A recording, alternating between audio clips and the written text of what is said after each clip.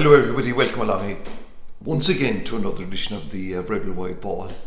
And it's, has been kind of the practice for the past while. We have to have a little bit of a look back before we do any forward planning or predicting as to what might happen this weekend.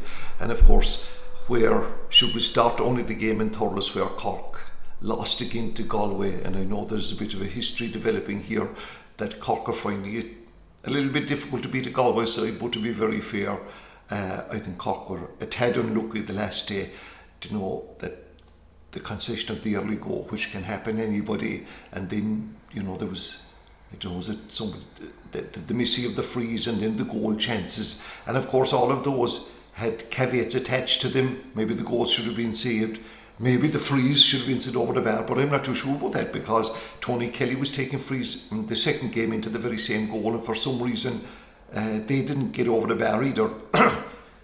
And then of course with the whole narrative about Patrick Horgan, should he have started, and of course like with the benefit of hindsight now, it would appear maybe yes that it would have been a good idea. However, I would maybe countenance that by saying that had Patrick Horgan started, had the frees not gone right for him, and frees can happen, any free taker, you could have witnessed a situation where Patrick Horgan would have been called ashore, and certainly that wouldn't, for a player who was so regarded in Cork, that wouldn't sit and fit well. Anyway, that's all speculation if you like. Then the 2 goal chances, those that know a lot more about hurling than I do, which would be quite easy for them, would say like that the shots were taken from a little bit far out. But overall, look, I think Cork hurling is in a good place. There's supposed to be 12 top teams in Ireland, 6 in Munster, 6 in Leinster, and okay, maybe Cork are not capable of beating every one of them all the time, but they're quite capable of being so competitive with those counties. And in terms of underage and this famous Arctic Cobh, Cork have been doing okay. Then the whole narrative then started up immediately, and it does in all these situations. Look, and there's no point in saying otherwise, that when a team loses, and particularly when a manager's so-called contract is expired, what happens as regards the future. And I know that there was speculation around that, and then you have the outside coach movement, which is like in every county. You had mentioned like Liam Sheedy, the mighty Davy Fitz, and Eddie Brennan were mentioned. And then we had some reports circulating earlier today that Kieran Kingston has been offered a 1-year extension. I'm not too sure who would have done that. I jokingly said earlier maybe to this mighty Mick Lynch, who's making waves across the water in England, is leading the Rail Workers Union. What a great name, Mick Lynch. But anyway, I'm not too sure where all that is going, but it would appear that, look, Kieran Kingston's contract is up, and I would say that if Kieran and that management team wish to stay on the Cork County Board, would be quite happy. I'm telling you, there's, just think about the massive work that's involved in this, and there's a big backroom staff that have worked tirelessly for the betterment of Cork hurling. And just because you take on the job, what success we need in all Ireland, so people need to get real about that, and the people that make these decisions will do the right thing. It may be a couple of weeks before any progress is made in this, whether Kieran and his backroom staff stay on or whether they go searching around the place. Do they have to go outside the county? I would argue strongly no. Surely to God Almighty, in a county like this, and there's plenty, I'm not saying, I won't say there's plenty, because the first thing that has to be, the first, I suppose, characteristic, if you wish, is that the people have to be willing to put their lives on hold to do this job. I'm not going to make an absolute fortune or anything like that out of it. Anyway, that was last week, and this week we have the All-Ireland Senior Football Quarterfinals, and I suppose the first thing that jumps out of the page is that for the first time since 2019, they're going to have a big crowd in Croke Park this weekend on the Saturday, where there's going to be 2 games played. You have Clare playing Derry. That game is on at 3:45, and then at 6 o'clock you have Cork and Dublin. Sunday, another double pairing, where the early match is between Armagh and Galway, and then followed by Kerry and Mayo. I suppose if you were trying to predict winners, basically they're probably easy enough, in that you'd be expecting Derry to beat Clare, Cork, Galway and Armagh would be the one that would be most difficult to call. Kerry should beat Mayo, but because it's Mayo, and I don't know what we can say after that, and then Dublin and Cork. I mean, obviously the most common conversation around this over the past week is deciding the winning margin, deciding how long Cork can stay competitive. Remember against Kerry, they stayed competitive for, was it 50 minutes, and they were all scored 12 points to 1. And like there's nobody whatsoever. Like normally somebody who would even like to make themselves sound knowledgeable would make some effort at betting and predicting that Cork could win. That's not happening on this occasion. But look, as we said after the Limerick game, that's the level Cork are at. The hope is that there's going to be a level of stability in management, and that over the next few years the team will develop year on year. It's nice to see that Sean Meehan is believed to be back on the panel, and I mean that's nothing other than a miraculous recovery, because when he had that injury, that hamstring injury that time that necessitated surgery, we were told that he was going to be out for a year. But look, it's a great occasion for the Cork players. They're going to get an opportunity to play in Croke Park. They're going to play against the top team, or at least one of the top 2 teams in the country, Dublin side that has been reinvented and has, you know, in their matches against Kildare, you know, who do they play? Wexford, Meath and Kildare. They've been awesome. And okay, there's Paul Mannion is not there anymore.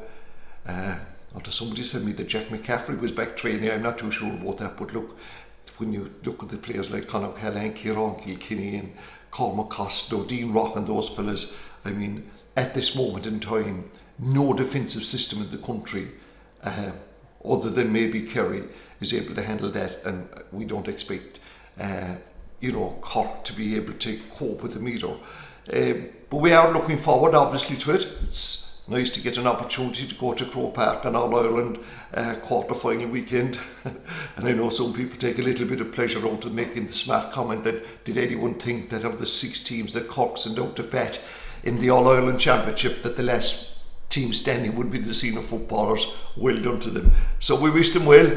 They travel by train on Saturday, up and down in the one day. And sure, look, it has to be a learning experience for them. The other 2 games that are on this weekend, well, there's probably several games, but in terms of the inter-county, is the All-Ireland Minor Football semi-finals, and Cork, I suppose, will have an interest here for maybe the wrong reasons that they're out for it, but they'll be following the fortunes of the team that beat them. So it's going to be Derry and Galway.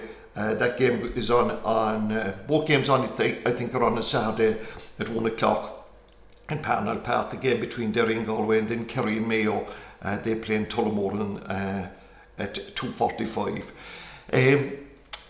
We've been talking a little bit about this divisional championship that they're operating here in Cork, and we've said this in the past, that they have an unseeded section going on in football. There are 5 divisions taking part in it, and the hope is that there'll be a final played in 2 weeks' time now, and one team will come forward, and that team will join UCC CIT in Duhallow later on in the year, and they will play 2 knockout semi-finals and a final to see who gets into the Premier Senior Football Championship quarter-final proper. And the same is happening in hurling, and we're down again out to 2 semi-finals in the hurling, which will be played next Tuesday night. That's between Carrickdown and Duhallow and Avondhu and Muskerry.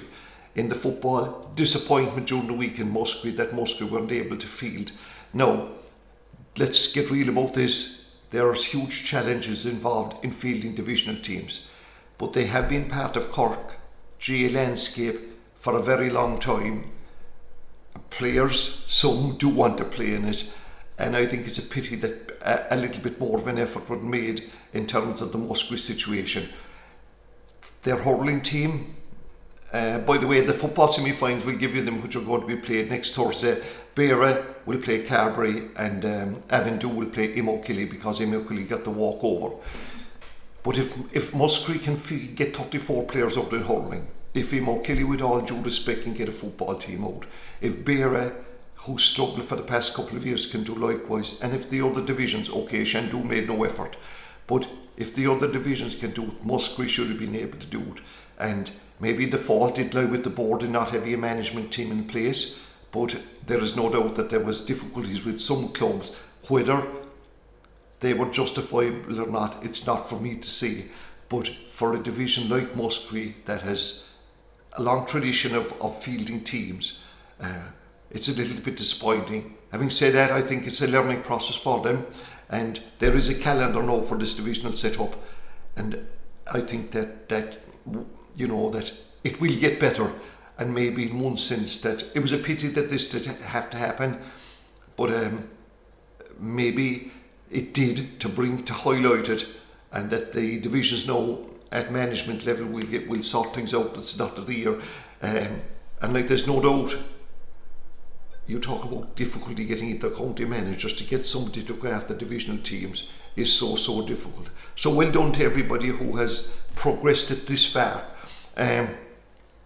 By the way, just the Tom Creedon Cup final, some of you probably have an interest in that. This is for competition basically for football teams that don't have, football clubs that don't have hurling teams, and they played this competition over the past couple of months. They're down to final stage, and it is going to be an all-made Cork affair, a neighbouring affair between Macroom and Kilnamatra, and that game is fixed for Saturday night, I think July 30th at 6 o'clock in Macroom.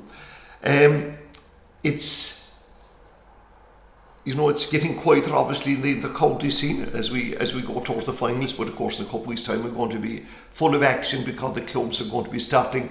But in terms of the Cork ladies football, big win over Donegal last week, which was a vital game. They play Waterford in a televised game now at 5 o'clock in Portlaoise on Saturday.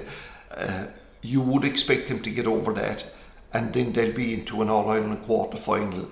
And I suppose the thing in the quarter-final, the semi-final, is to try and avoid Meath and Dublin, or the Meath's draw last week against Armagh, where they were lucky, to be fair, maybe would suggest that, they're All-Ireland champions, that they are not going to be as good this year. But look, we'll see more down the line. The Cork Hurlers, Cork Camogie team, my apologies, the senior Camogie team, have one game left, but they're already straight through to the semi-final, which they'll be delighted with. But they play, I think, Tipperary next weekend in a game, the tip of an interest. But Cork, like the senior Camogie, is without doubt now. I said before that was a 14 competition. That's now 3 because Tipperary are having a poor year, and it's going to be between Galway, Cork and Kilkenny. The Cork intermediate team, they played their 4th game this weekend, where they travelled to Derry to play Owen Big. They travelled to Owen Big to play Derry. Brain. Badly needed. But anyway, in that situation, Derry have played 3 matches, have won 2, Cork have played 3 and won all 3. And I think, like the senior team, that the intermediate team is going quite well. And as I said to you previously, I think it's nice that there is that there is an intermediate team for players that don't make the senior squad. And some people who say that maybe 1 or 2 of them will, and that'd be great. But there are players that's their standard, and there's absolutely nothing wrong with that. Moving to soccer, and it was a little bit a difficult week for Cobh last weekend when they were beaten by Treaty United to their 13th loss in a row. I think, was it a row? Maybe not in a row, but this season, and it meant that the manager Dan Murphy parted ways with the club. It was an amicable breakup, or so they tell us. So there's an interim management team in place for their match, and they play Cork City on this Friday night in Turner's Cross. Cork City will be a tad disappointed. They dropped a point to Longford as well last week, but I expect Cork City to win that. And when the draws are made for the FAI Cup during the week, the 2 teams have drawn each other. That games, I think, will go on in St. Coleman's Park sometime towards the end of July. Finally this week, a mention of a young athlete, Conor Coughlan from over the road in Ballinhassig, and he's a member of the Rebel Wheelers wheelchair basketball team in Cork that have had an unbelievable season. They won the Senior All-Ireland League, won the Senior Cup, as well as the Under-23 Cup. And Conor was player of the match. I think the most valuable player, I think, is the title they used in the Senior Cup final, and he's been club player of the year both at senior and Under-23 level. And last weekend he was a member of the Irish team that travelled to, I think it was Bosnia, to play in the European Championship. Now, they didn't have a huge amount of success there, but it's a great story for him and for his family and for members of that club. And you know, I think he's 20 years of age, and he's now second year a sports science student at UL, secured scholarship status there.